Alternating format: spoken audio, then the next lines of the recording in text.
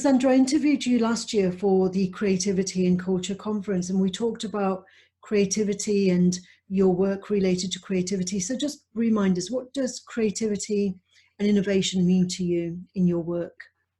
Well, pretty much everything. I am a creativity specialist, if you will, and what I work with is imagination and spontaneity. And and the conundrum, as we continually experience people saying that there's a creativity crisis in the world, my work is really uh, about contradicting that. That what we're really missing is just the offering of ideas, the accepting of ideas, and the recognizing of our own spontaneous thoughts in the process. But really, we don't accept that every person around us is a unique creative genius. And so we miss a lot of the creativity that's coming toward us. And that happens particularly in the area of innovation. Um, Innovation is not about creating anything new. It's about developing something with what is already there, developing a new level with it. And so that really requires the honoring of all the collaborative efforts that can go into that process. And so that's what I really think we've got a challenge with right now, is that we have a hierarchy of who we listen to in most environments. Sorry, you said we have a hierarchy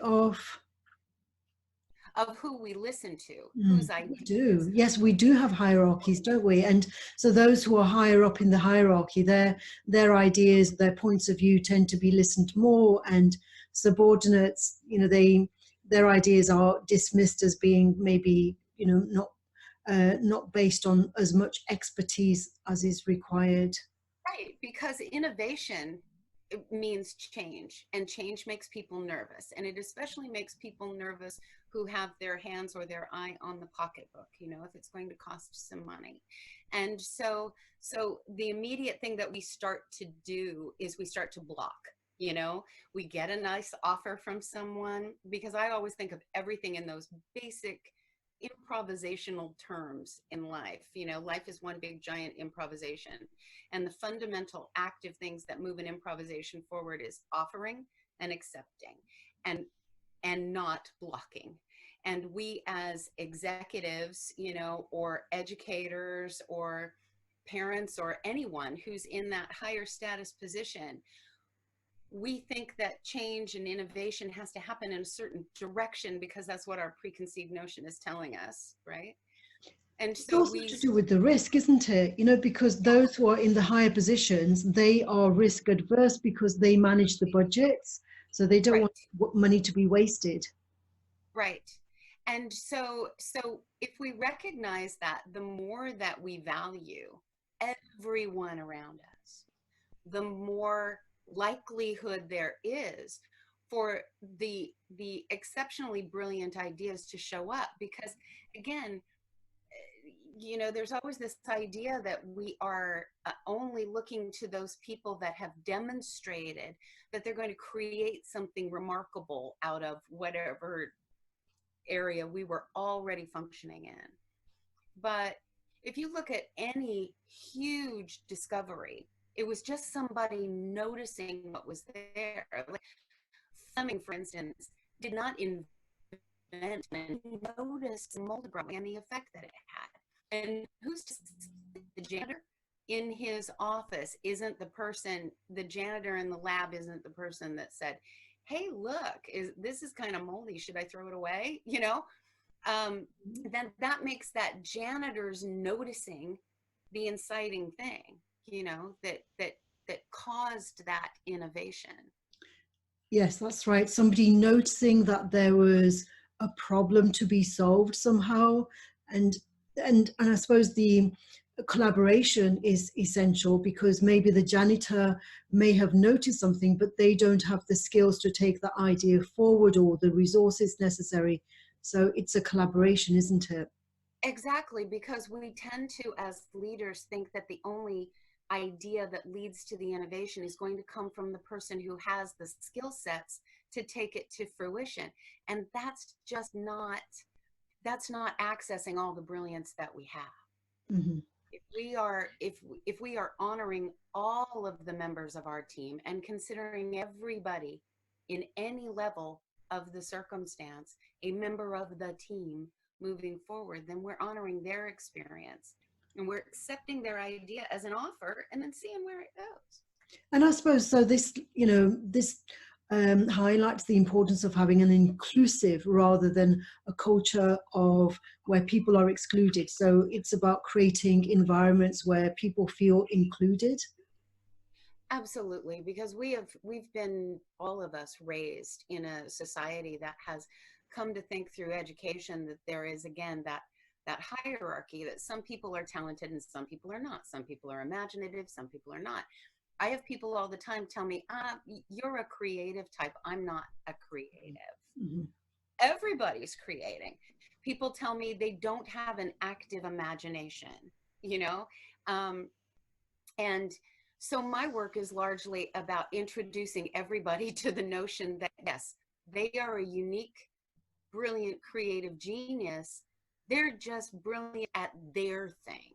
They may not be brilliant and a genius at the thing they were tested at in the IQ test or whatever.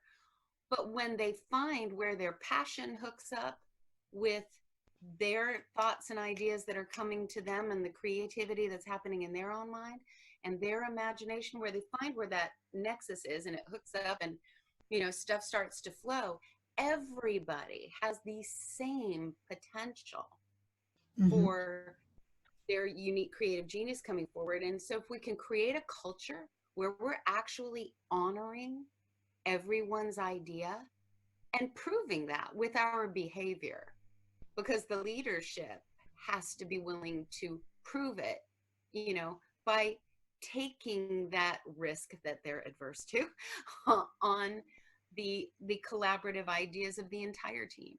Mm. And some people who are highly creative are regarded as being disruptive to the organization. So this leads me to that question about disruptive technologies.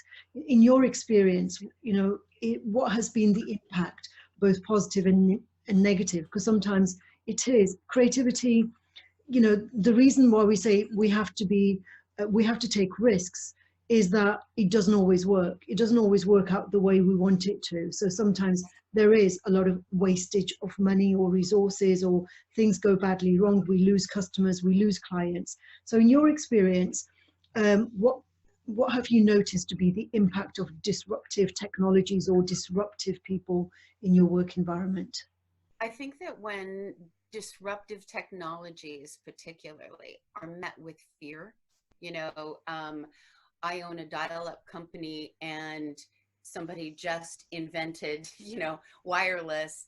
Oh my gosh, that means my life is over. As opposed to accepting that in this life circumstance as an offer. Okay, what's the gift in this for me? Yes, I have a dial up company.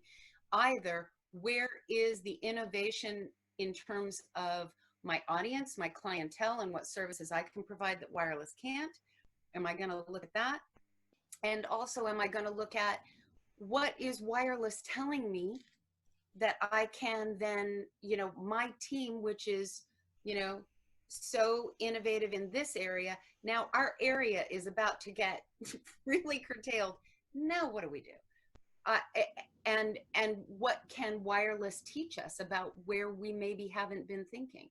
Um, so as far as disruptive technology or disruptive human beings, um, as long as it's about an offer, a new thing being added to the circumstance that is positive, that is moving it forward, if you accept it and say, what's the gift in this and how do I build on this for the benefit of my project, then that's when it becomes a positive.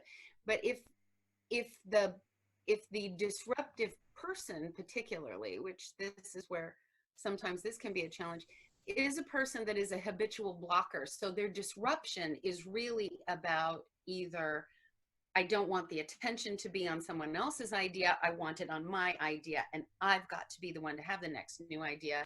Or I don't want this to change. I'm really comfy in my box, so I'm gonna, do what I have to do to insist that we stay here. Either of those disruptive behaviors need to be treated as what they are, which is blocking out of fear. It's just the person responding out of some sort of fear. So my answer, and this is radical, is you just step right into it. You call it for exactly what it is without any animosity toward it. But if your team already understands that there is only offering, accepting, and blocking in any transaction, and you can say, okay, how can you turn that block? How can you turn that fear into an offer? Give me something better. If you don't want this, give me something better. Let's collaborate here. Let's turn this into a building process. Instead of saying no or can't or it has to be this, give me another choice. Make me an offer. So I was actually thinking about authoring being disruptive. So someone is disruptive because they are putting forward ideas that challenge the status quo. They're seen to be disruptive because everything seems to be working in harmony, and here comes this person who has a totally radical idea. So they're seen to be disruptive because they're causing discomfort. Well, yeah, and change causes discomfort. And so I think ultimately it comes down to we as leaders, as educators, as parents, need to really fall back on the simple idea that everything that someone adds to a circumstance is their offer. And if we honor it instead of resist it, what you're describing is that person in leadership or that team in leadership is blocking that either disruptive technology or disruptive person. Look at the name it has, disruptive, as opposed to contributive. Looky, here's a new nice thing. But it's our fear then that is getting in the way, that is saying, oh, that can't happen because I like it right where we are. We're doing good. Why do we need to? We don't need, and I think fundamentally, if we can say that there is always a way to say yes to an idea. There's always a way to say, again, going back to, just fundamental improv games, there's always a way to say yes, and this is also true, or yes, and we can do this with it, or yes, and that's maybe not the appropriate, this is not the appropriate time for it, or can we put it over here, or whatever. But in looking at every idea as a concrete, solid offer, then where can it take us? We have to be willing to accept other people's ideas. We have to be willing to truly listen to them, truly honor them. If major corporations in this world that are innovative, like say Amazon, if Amazon sat around and said, unless we come up with the idea, we're not doing it, unless I come up with the idea, I'm not doing it, they wouldn't be, growing like that. Mm-hmm. I mean, UPS was delivering like Prime is delivering now, way, way before that. And the Postal Service was doing their version of delivery way before UPS.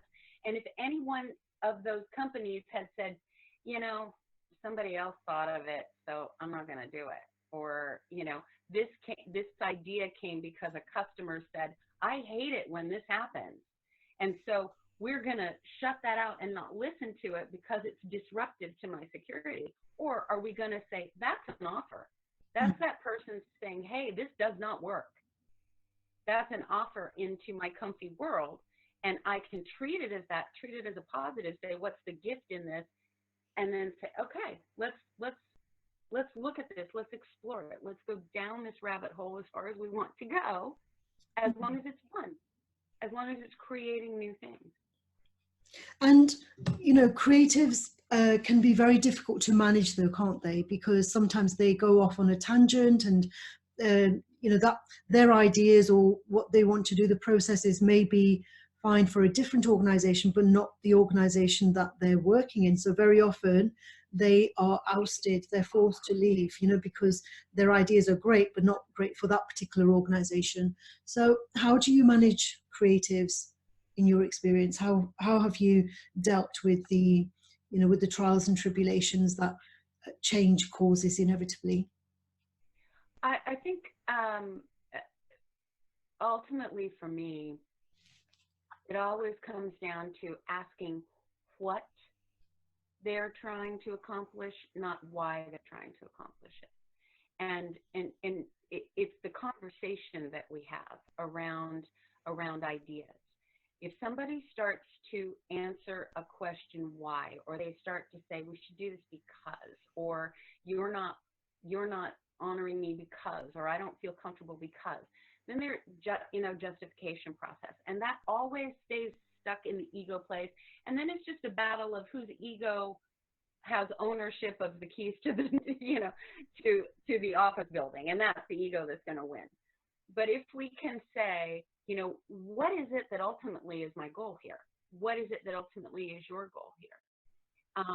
And if those goals match up, even if the communication has not been clear before that, or the understanding, or the person doesn't feel honored, you might just have to sit down with that person and say, what is it that you're trying to accomplish? Because I'd like to help you accomplish it, but this track isn't working. And the minute that we start to say why, and also I need to back up here just for a second, part of why this works for me, or how this works for me, is that anyone who's working with me understands that basic vocabulary and those basic behavior indicators right off the get-go. Everybody's got the same vocabulary. So we're all speaking the same language. We are all talking about what, not why. We're all talking about offering, accepting, and blocking. So we can explain and define and deal with our own behavior and changing that behavior, as well as understand the behavior of the people around us. So I think that that's critical. Yeah, so I suppose the shared language is important, isn't it? Because even though we're all linguistically speaking the same language overtly, we're speaking in English, but there's English and there's communication styles, and so all kinds of problems can occur because one word blocking may mean one thing to you, but something totally different to myself. Right. Same as like being disruptive. It means something positive to a creative person. They like being disruptive, perhaps. They like to stir up, a situation, whereas for another person, it's a negative connotation. Yeah, I started a huge film and technology company at one point, and my partner and I had both come. We were two of four partners, had come from 30 years in theater. And so we were very used to having an idea and, of the production that we wanted to create, setting the date, putting all the elements together, and then working toward that execution date and knowing that we were going to hit it, because we were going to do what we had to do to shoot for that production date. And the tickets were sold, so we were very used to that lifestyle. When we started into this technology company and we would say, okay, this is what we're going to do, and this is how we're going to, and our other partners and people that were not used to that kind of process would freak out along the way. What if it doesn't happen? What if we don't, and we would say, we will get there. It may not look like that original vision exactly, but the innovations and the creations that add to it along the way will evolve into this perfect, beautiful, production that will result. And I think that it's really about honoring the vitality of the creative process. It's always happening, whether we're comfy with it or not. And the only way that we can understand each other is if we, as you say, we're sharing a common vocabulary, and we've made sure that we are, in any collective that we're functioning in, that we all understand what each other means. You know, I was doing a residency with some kids in a junior high school, and I actually thought my response to this child was going to get me fired because I wasn't sure should say this in a public school after I said it. But we were doing something, and there were a lot of things that were making some of the kids uncomfortable, you know, and some of the cool kids that didn't want to look, you know, in a way that embarrassed them. And so this kid says, all of a sudden, he says, "Ah, I'm so bored." And I turned around and I said, "Honey, if you're bored, that's your soul calling you out, because your life is 100% your responsibility. That means your response to a circumstance is 100% on you." And I'm saying this to an 8th grader, right? But all the kids got it. All the kids got it. You know, if you don't like what I'm offering right now, offer something. Because if you're bored in any moment, or you're frustrated in any moment, or you are confounded, restricted, whatever, that is actually on you. There is a way for you to say yes. If you're in a business circumstance and you're the disruptor and you don't like what's going on, there is a way for you to also have the responsibility of accepting what is and then building on it instead of trying to implode it or block its validity. But, you know, nobody likes their company or their classroom or their whatever to be evaluated negatively. So when a disruptor comes in and says, you know, "This sucks," that's not helping. It's interesting that you know, the person who said that they were bored and yourself, it's interesting that you both seem to think that being bored is negative, because there is research that shows that boredom and creativity are interlinked. You know, that boredom is actually essential. It can be essential for creativity to arise. It's because when we are so kind of like bored, that's when our most creative ideas arise. And so they're advocating that we should allow students to be bored in class, because it's when they are bored, that's when they will be most creative. Which is exactly true. I think I think that's absolutely brilliant. I think, yeah, if the students, I think what you're saying is that by allowing students to be bored, we're allowing them to be unstimulated, so that the stimulation comes from inside. Yes. He was using bored in terms of, "Oh, what you're saying, I'm not listening to. I don't want to be part of this." You know, it wasn't actually being bored. It was resisting. Oh, I'm cool. I'm not going to get involved in this. And so what I was saying to him was, then come up with your own thing. Go for it. Yes. You know, and that is the same thing. I was just calling out the use of the term bored to defend against having to participate. You know, that this is boring. That goes back to what you were saying earlier about having a shared understanding of what words and vocabulary mean. Yeah.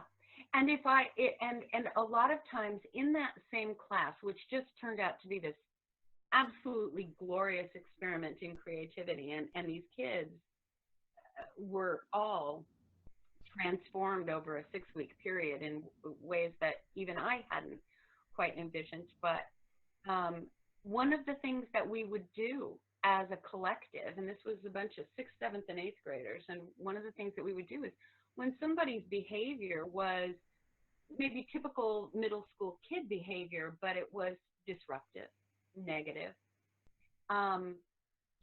anybody in the class had the ability to say, what is it that you're trying to get? What is it that you want from the rest of us right now?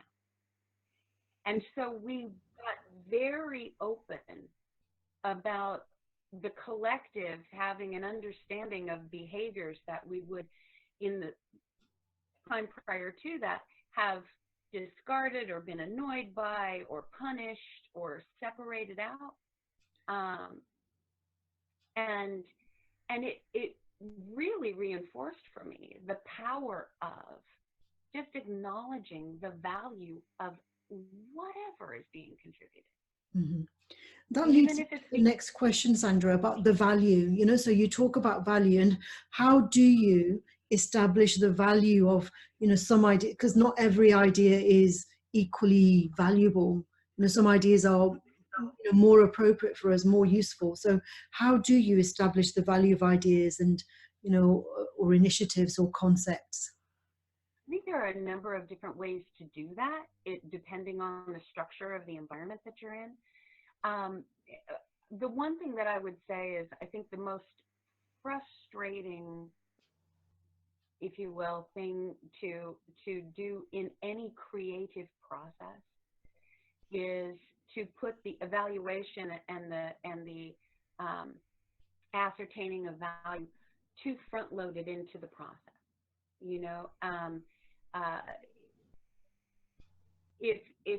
Because that creates a bottleneck with creativity. You can't get the idea fast.